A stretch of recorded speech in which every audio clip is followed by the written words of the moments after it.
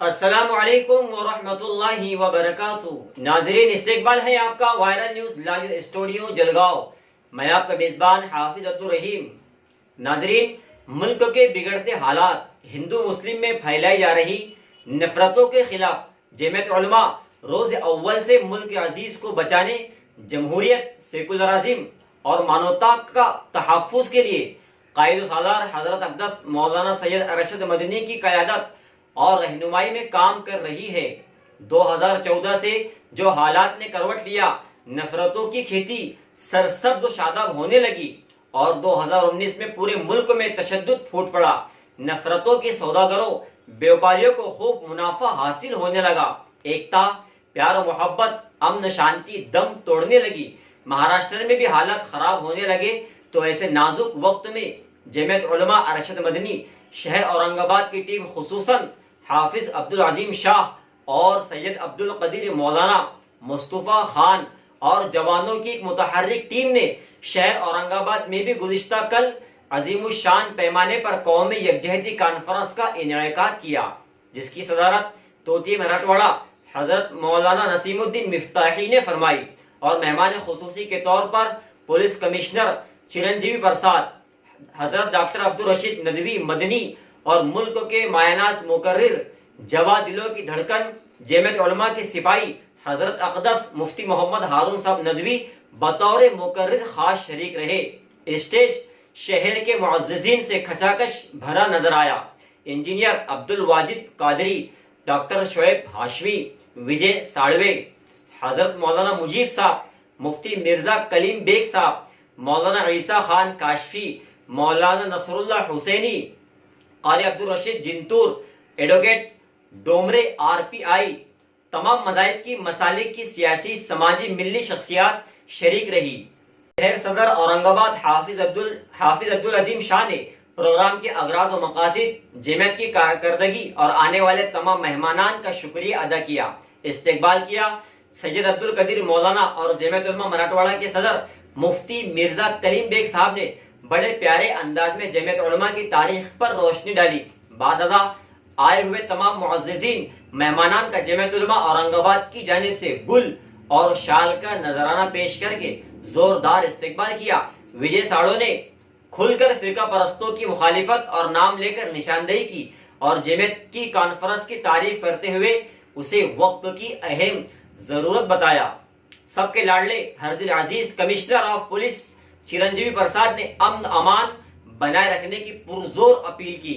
تعلیم، ایجوکیشن کی اہمیت پر بات کرتے ہوئے جمعیت کی قومی یکجہتی کانفرنس کی تعریف کی۔ راشٹریہ ایکتا کے راشٹریہ پرچارک، وائرل نیوز کے مالک و ایڈیٹر، جلگاؤں ضلع کے جمعیت علماء کے صدر حضرت مولانا مفتی محمد ہارون صاحب ندوی کو ناظم جلسہ قاری عبدالرشید حمیدی نے مائک پر بلایا، دعوت تقریر دی۔ پھر کیا تھا پورا حال، مولانا ابوالکلام آزاد ریسرچ سینٹر تالیوں کی گڑگڑاہٹ سے گونج اٹھا۔ ملک کے ہر دل عزیز بے باک مقرر نے بات شروع کرتے ہی کہا کہ سیاست کو لہو پینے کی لت ہے، سیاست کو لہو پینے کی لت ہے، نہیں تو ملک میں سب خیریت ہے۔ عوام الناس کو تفصیل انداز میں ملک میں پنپ رہی دشمنیوں، پھیلائی جا رہی ہندو مسلم نفرتوں کے بارے میں سمجھایا اور کہا کہ ہندو مسلم، دلت، بودھ، کرسچن، جین، برہمن، ہم سب کو مل کر اپنے اس پیارے وطن کو بچانا ہوگا۔ دونوں سماج میں پل رہے کچھ زہریلے سانپوں کو پہچاننا اور ان کے فن کو کچلنا ہوگا۔ موب لنچنگ سے لے کر ملک کے تمام حالات بڑے پرجوشیلے اور اچھوتے انداز میں 45 منٹ تک روشنی ڈالی۔ جوانوں کو نصیحت کرتے ہوئے تعلیم، اخلاق اور سیرت مصطفیٰ صلی اللہ علیہ وسلم سے جڑنے کی تلقین کی۔ مفتی ہارون ندوی نے حکومت کو بھی خوب لتاڑا اور سیاسی گنڈا گردی کو بھی بے باک انداز میں نشانہ بنایا۔ آخر میں صدر کانفرنس حضرت مولانا نسیم الدین مفتاحی کے مختصر کلمات اور آپ ہی کی رقت آمیز دعا پر کانفرنس کا اختتام عمل میں آیا۔ دہشت کا ماحول بنایا جا رہا ہے، خوف کا ماحول بنایا جا رہا ہے۔ ہم ملک کے چپے چپے میں ارشد مدنی اور جمعیت علماء کے ایک سپاہی، ادنا سپاہی بن کر ہم دلت، کرسچن، جین، بودھ، برہمن سب کو جاگا کر یہ کہہ رہے کہ یہ ملک ہمارا تھا، اور جیسے اقبال نے کہا کہ سارے جہاں سے اچھا، میں نے جب یہ گیت ڈالا واجب بھائی تو تو مجھے کسی نے کمنٹ کیا مفتی صاحب اب یہ بولنا چھوڑ دو سارے جہاں سے اچھا. میں نے کہا بھائی کیوں؟ اچھا تھا، بولو ہمارا ملک اچھا تھا، اچھا ہے اور اچھا رہے گا. یہ 2-3 ٹکے زہریلے سانپوں سے ہم کو ڈرنے کی ضرورت یہ زیادہ نہیں ہے ایسی صاحب، یہ زیادہ نہیں ہے، یہ 2-3 ٹکے ہیں. ہندو مسلمان دلت کرسچن جین برہمن سب کے پاس میں ہم یہ پیغام پہنچائے کہ ہر سماج میں جو ایسے زہریلے سانپ ہو گئے ان کو نکالنے کی ہم کو محنتیں کرنی پڑے گی. جیسے کسی دکان میں میں ایک بیان کر رہا تھا تو سامنے ایک میڈیکل تھا، اس میں لکھا تھا رمیش میڈیکل. تو میں نے کہا وہاں پر کالونی نہیں رمیش میڈیکل. تو میں نے کہا بھائی سنو سنو، اگر رمیش بھائی کے میڈیکل میں زہریلا ناک گھس گیا تو سب کیا کریں گے؟ ارے سب کی تمنا جا رہی ہے، کوئی مسلمان ہی نہیں سوچے گا ہاں وہ تو رمیش کا میڈیکل ہے. نہیں، ہر ایک کی تمنا رہے گی کہ وہ سانپ نکل جائے، پھر کوئی کنگا نہیں بجائے گا، کوئی چندیا نہیں سمجھا بجائے گا، کوئی لال مرچیا کوئی تنڈولے میرا کچھ بھی کرے گا، مگر تمنا کیا ہوگی کہ سانپ نکل جائے. تو ابھی فی الحال سانپ سطح میں بھی ہے اور وہ زیادہ نہیں ہے کیونکہ وہ پوری طاقت کے ساتھ ہے نا. ان کو ایسا لگ رہا ہے کہ ہم باہر گئے بھی تو کوئی ہماری فن کو کچلنے والا نہیں ہے. ہم سب کو لے کر یہ ملک ہمارا تھا، ہمارا ہے اور ہمارا رہے گا، اور یہ ملک اچھا تھا، اچھا ہے، اچھا رہے گا. جب میرے نبی نے اشارہ کیا تھا،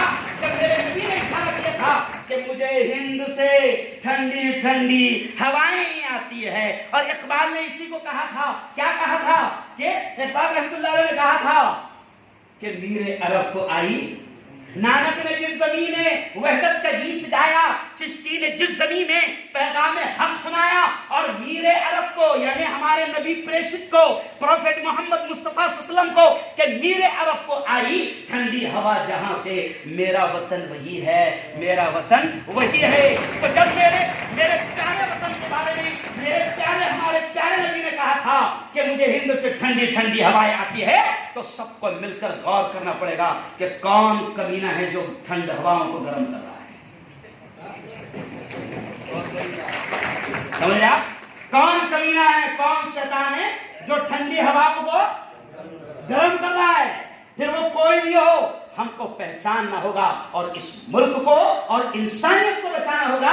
کیونکہ جس دھرم کے ہم ماننے والے ہیں، جس قرآن کے ہم ماننے والے ہیں، جس نبی کے ہم ماننے والے ہیں، جس شریعت کے ہم ماننے والے ہیں، وہ شریعت ہمیں یہ کہتی ہے، وہ نبی ہمیں یہ کہتا ہے کہ ارحموا من فی الارض یرحمکم من فی السماء. تم زمین والوں پر رحم کرو، آسمان والا تم پر رحم کرے گا.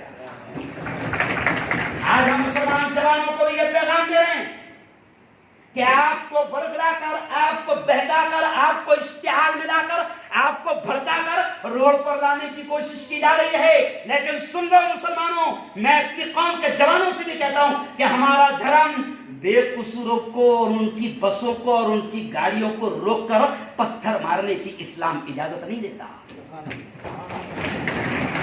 ہمارا دھرم اجازت نہیں دیتا کہ کسی بے قصور کو گاڑی روک کر مارا جائے.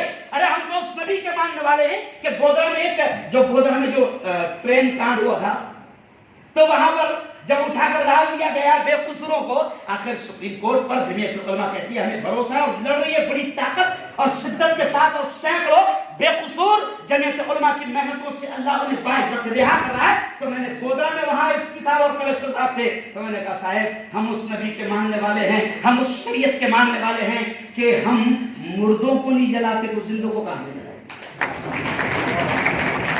نہیں.